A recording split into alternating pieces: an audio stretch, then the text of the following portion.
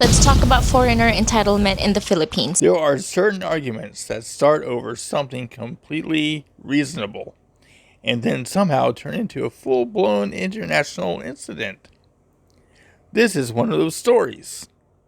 This Filipina went on Facebook about a certain altercation she had with a foreigner. Let's get into it. So, a Filipina is sitting in Starbucks making a phone call on speakerphone. An expat sitting nearby apparently finds the call too loud and asks her to use headphones. And I said, no, but this is just a quick call. Then things escalate. He talked to me again and said, well, this is not your living room or your office to be talking that loud. She responds, it's a public place. He says, well, you can't just do whatever you want. That's when I got a little bit triggered. And so I said, this is my country. I can do whatever I want. And then the expat apparently pulls out another argument. He has a permanent residency. He has the rights to the Philippines too. And according to him, I bring money to this country. At this point, we went way past disagreement about a phone call. We entered into the territory of who actually belongs here. And eventually, Starbucks management and mall security have to get involved. Now, before we get into this, I want to make something very clear. I can actually see both sides of the argument. And that's what makes this story interesting. Because I don't think this is simply a case of the foreigner was wrong or the Filipino was wrong. I think both of them made mistakes. Let's start with the easy part.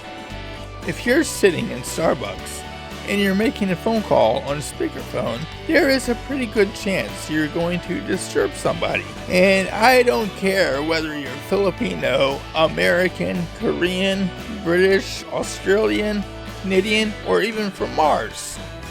If people sitting around you can hear your entire conversation, there is a reasonable argument that you're being inconsiderate, especially in a place like Starbucks. Like he said, well, this is not your living room or your office to be talking that loud. But here's where I think the expat made a mistake. From the way this story is presented, the conversation didn't stop at, excuse me, could you please keep the call down? I don't think that's an unreasonable request. Instead, something along the lines of, this isn't your home. You need to respect other people. And that's where the tone changes. You don't win people over by talking down to them. She argues, this is a public place.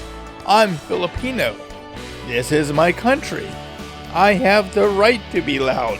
And again, I understand the emotion behind that. But I don't think that's a strong argument, because being in your own country doesn't give you the right to disregard everyone around you. Consideration for other people matters too.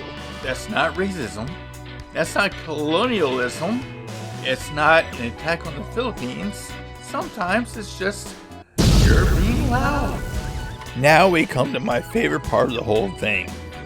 The expat apparently says that he has permanent residency. He has rights to the Philippines. And he brings money to the country. Having permanent residency doesn't give you some special social rank, and spending money in the Philippines does not mean you get to lecture Filipinos about how they should behave. You're a customer. She's a customer. You're both sitting in Starbucks. Nobody gets the crown. And I really don't like the argument that the expat should have some elevated status because he contributes money to the economy. That's a dangerous road to go down. And let's be honest, Filipinos also spend money in the Philippines. They work here. They run businesses here. They pay taxes. They buy coffee. They pay rent. They buy groceries. They employ people. They contribute to the economy. So, the I bring money into the country argument doesn't really settle anything. Now, here's where I think some people watching me are going to disagree with me. They'll say, But she's Filipino. It's her country. The expat should just shut up. I don't agree. Because if you're sitting in a public place, you're disturbing the people around you. Someone has every right to ask you to stop. And if somebody politely points that out, the easiest response in the world is, sorry, I'll keep it down. Instead, this becomes a battle over nationality, residency, rights, money, and who supposedly has more authority to tell the other person what to do. That's how a simple disagreement becomes a spectacle. And this is where I think both sides lost.